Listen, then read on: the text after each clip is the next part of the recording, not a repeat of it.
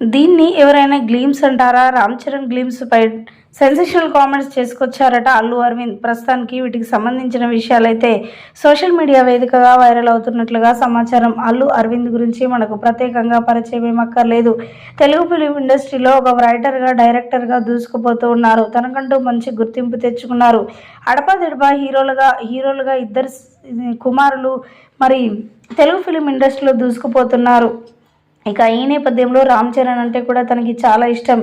అల్లు అర్జున్ని, అల్లు శిరీష్ని ఎలాగైతే చూస్తాడో రామ్ చరణ్ విషయంలో కూడా అలాంటి నిర్ణయాలే తీసుకుంటారు అల్లు అరవింద్. అయితే పెద్ద సినిమా వస్తుంది బుచ్చిబాబు డైరెక్షన్లో అని తెలియగానే షాక్ అయిపోయారట. మొన్నటికి మొన్న గేమ్ చేంజర్ మూవీతో మరి ప్రపంచవ్యాప్తంగా మంచి గుర్తింపు తెచ్చుకున్న రామ్ చరణ్ వెంటనే పెద్ద సినిమా నటిస్తున్నాడంటే నేనైతే నమ్మలేకపోయాను అంటూ కూడా మాట్లాడుకొచ్చారట. ఈ నేపథ్యంలో మరి ఎప్పుడు దీనికి సంబంధించిన షూటింగ్ జరిగిందో అప్డేట్ అయితే రాలేదు, కానీ గ్లీమ్స్ చూస్తే నిజంగా మతిపోయింది. ఏ సినిమాలో లేని విధంగా ఈ సినిమాలో ఉన్నాడు రామ్ చరణ్.